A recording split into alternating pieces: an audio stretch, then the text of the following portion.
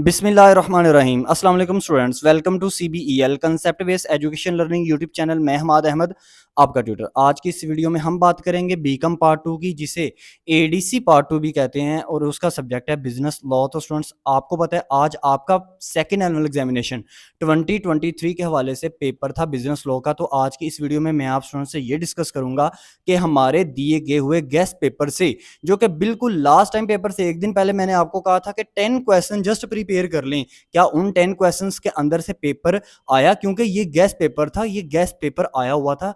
आपको यही चीज मैंने वीडियो में बार बार बताई थी कि guest paper at a time हमें मिला है, इनमें से आपको 5 के 5 क्वेश्चंस आ जाने हैं। तो ये चीज डिटेल में शेयर करूंगा आपसे, क्या उन 10 क्वेश्चंस में से आपको क्या पेपर आया। और इसके अलावा नेक्स्ट पेपर जो आपका बिजनेस टैक्सेशन है, उसके हवाले से डिस्कशन की जाएगी कि वो आप किस तरह प्रिपेयर करेंगे। उसके हवाले से थोड़ी सी इंपॉर्टेंट बात आपसे शेयर करनी है। तो वीडियो को स्टार्ट करने से पहले आप से ये रिक्वेस्ट है, वीडियोस को लाइक करें, चैनल को सब्सक्राइब करें और ज्यादा से ज्यादा इस चैनल को अपने फ्रेंड्स में भी शेयर करें, ताकि आपके साथ साथ उनका भी बेनिफिट हो जाए। तो स्टूडेंट्स देखें, सबसे पहले तो वो तमाम स्टूडेंट्स जिनका बिजनेस लॉ का पेपर है और हमारे गेस्ट पेपर से उनको बेनिफिट हुआ है, तो कमेंट सेक्शन में लाजमी बताएं। कमेंट सेक्शन में बताना बहुत ज़्यादा ज़रूरी है। उसकी वजह ये होती है क्योंकि एक तो दूसरे स्टूडेंट्स को भी पता चलता जाता है कि ये यूट्यूब चैनल जो है ना, ये एक ऑथेंटिक चीज़ प्रोवाइड कर रहा है, और दूसरा आपकी अप्रिसिएशन मिलती है। हमें पता चलता है कि आप स्टूडेंट जो वो ज़्यादा से ज़्यादा हमें अप्रिशिएट कर रहे हो। तो स्टूडेंट्स देखो, आज सा सेकेंड एनुअल एग्जामिनेशन 2023, उसके हवाले से पेपर था बिजनेस लॉ का।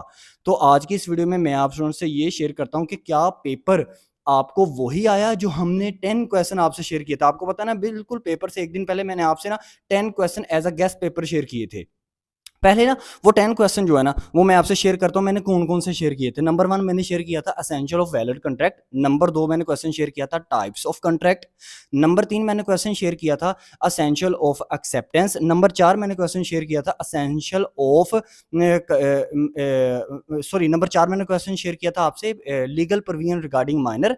नंबर 5 मैंने जो क्वेश्चन शेयर किया था वो किया था आपसे ये वाला remedies of breach of contract. छठा क्वेश्चन जो था वो था राइट्स ऑफ अनपेड सेलर। सातवां क्वेश्चन था difference between sale and agreement to cell.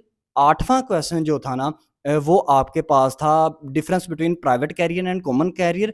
नवा क्वेश्चन था railway rights duties and liabilities of railway. और 10th नंबर क्वेश्चन मैंने आपको कहा था कि निगोशिएबल इंस्ट्रूमेंट का जो सारा कंप्लीट चैप्टर जो सोल्ड सोल्यूशन फॉर्म में आप स्टूडेंट्स को मैंने प्रोवाइड किया था ना, उसके अंदर जो क्वेश्चन नंबर 16 था वो मैंने कहा था एज अ 10 आप स्टूडेंट्स उसको प्रिपेयर करना।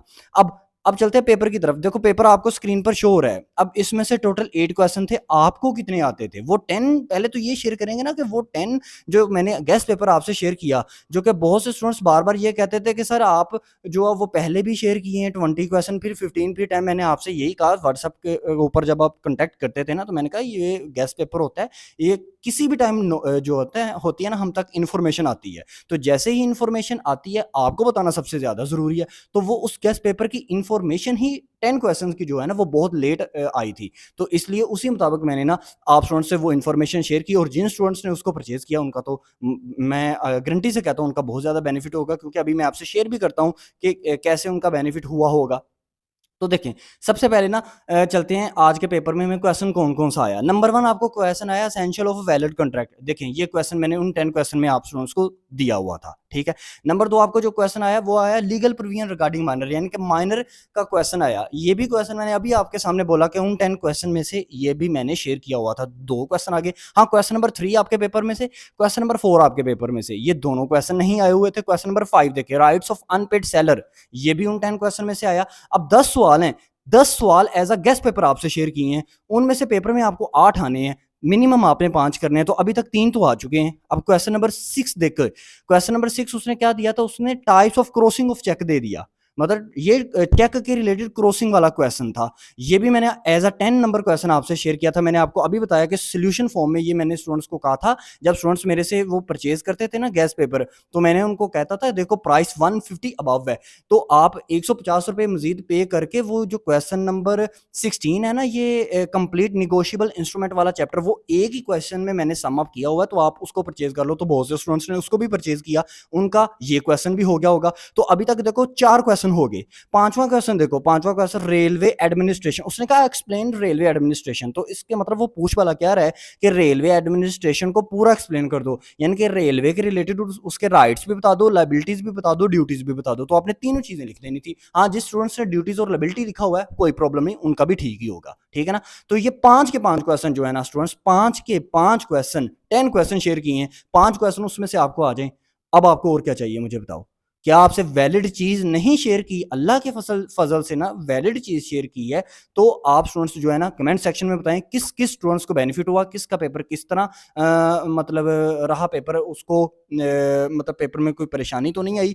हाँ, नेक्स्ट जो आपका पेपर है ना उसके वाले से डिस्कशन करते हैं। पेपर आपका नेक्स्ट है बिजनेस टैक्सेशन का। तो स्टूडेंट्स, बहुत से स्टूडेंट्स ये जो है ना परेशानी लेते हैं, उनको प्रॉब्लम इस लिए आती है, वो कहते हैं सर वो जो इनकम टैक्स का न्यूमेरिकल है ना, एक्चुअल में वो न्यूमेरिकल इनकम टैक्स और सेल टैक्स उसको लेके बैठे रहते हैं और बाकी सारा पेपर जाता रहता है। आपकी सबसे बड़ी मिस्टेक ये है, इनकम टैक्स और सेल टैक्स का न्यूमेरिकल सारा साल आप उसको प्रिपेयर करते हो, वो एंड पे फिर गलत होता है, उसने होना ही गलत है, क्योंकि एक तो वो ना ही कोई टीचर आपको अच्छे वे में वो समझा पाएगा और ना ही आप समझ पाओगे उसको। तो उससे बेटर वे होता है कि आप इनकम टैक्स का जो न्यूमेरिकल कंपलसरी आपने करना है, वो जितना सोल्व हो रहा है ना उसको उतना सोल्व करें, लेकिन रिमेनिंग जो 4 क्वेश्चन है उनके ऊपर ज्यादा से ज्यादा तवज्जो दें। जस्ट लाइक इनकम टैक्स की डेफिनेशन, सेल टैक्स की डेफिनेशन, एग्जम्पशंस, लॉन्ग क्वेश्चन कौन कौन सा, सेट ऑफ लॉसेस वगैरह, वो जो लॉन्ग क्वेश्चंस होते हैं। अब ये चीज आपको जो है ना वो प्रिपेयर करनी चाहिए। बाकी 4 क्वेश्चन प्रिपेयर करें जो थ्योरी के हैं। जो इनकम टैक्स का न्यूमेरिकल आपको जितना आता है, जितना भी आता है, चाहे वो आपको इनकम फ्रॉम सैलरी थोड़ा सा आता है, प्रॉपर्टी थोड़ा सा आता है, कैपिटल गेन थोड़ा सा आता है, बिजनेस थोड़ा सा आता है, अदर सोर्स थोड़ा सा आता है,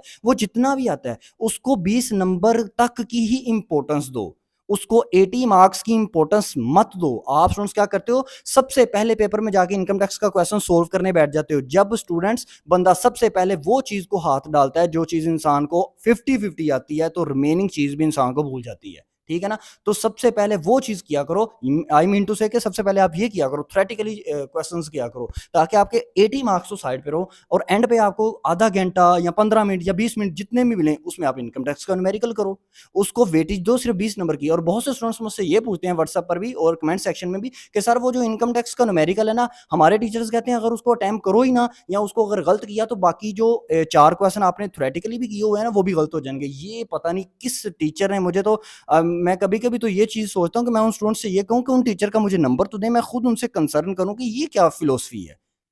देखें, बात को अंडरस्टैंड करें।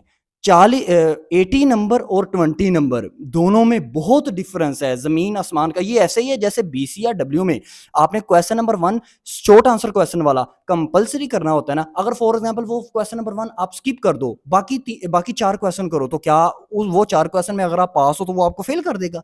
ये किस तरह का लॉजिक हुआ? तो बिल्कुल same to same logic apply करो इनकम टैक्स। अगर आप इनकम टैक्स का न्यूमेरिकल नहीं भी करते, 0% नहीं भी करते, अटेम्प्ट ही नहीं करके आते, और बाकी 4 क्वेश्चन थ्योरेटिकली आप उसको करते हो और उसमें से अगर आप पास हो तो वो पास करेगा आपको। काइंडली टीचर से इन चीज़ों के बारे में लाजमी पूछा करें कि सर फिर उन 80 मार्क्स की क्या वेटेज है, उसकी फिर कोई इंपॉर्टेंस नहीं है, ठीक है ना। तो ये जो बिजनेस टैक्सेशन का मैंने आपसे होल सिनेरियो डिस्कस किया, सिंपल वे में नोट्स लिखे हुए हैं, इंपॉर्टेंट डेफिनेशन लिखी हुई हैं, थोड़ी सी लिखी हुई हैं, इतनी ज़्यादा नहीं लिखी हुई, ठीक है ना। सेल टैक्स की, इनकम टैक्स की एग्जम्पशंस और long question, specially long question, वो जो अथॉरिटी और अपील है ना, उनको मैंने एक एक क्वेश्चन में सम अप कर दिया है। जस्ट 20 मार्क्स, जस्ट 20 पॉइंट्स करें, किसी भी किस्म की अथॉरिटी वो दे दे, FBR, CIR, एपलेट ट्रिब्यूनल, आपने उन्हीं 20 पॉइंट्स को करना है। और जस्ट 13 पॉइंट्स मैंने दिए हुए हैं, अगर आपको वो अपील टू CIR आ जाए, अपील टू एपलेट ट्रिब्यूनल आ जाए, कोई भी आ जाए, आपने उन्हीं 13 पॉइंट्स को लिखना है विद एक्सप्लेनेशन सेम। तो आपको उन नोट्स को प्रिपेयर लाजमी करना, सॉरी परचेज लाजमी करना चाहिए। परचेज करने के लिए कंटैक्ट नंबर जो है वो मैं बोल देता हूँ, 030170974004, 030170974004, ये कंटैक्ट नंबर है, इस पर कंटैक्ट करें। आई होप सो अल्लाह करे आप स्टूडेंट्स जो है ना अच्छे से अच्छे मार्क्स लेकर पास हो जाओ और इस डिग्री को कंप्लीट कर दो। अब तक के लिए इतना ही। अपना ख्याल रखें, अपने इस यूट्यूब चैनल का भी। अल्लाह हाफिज़।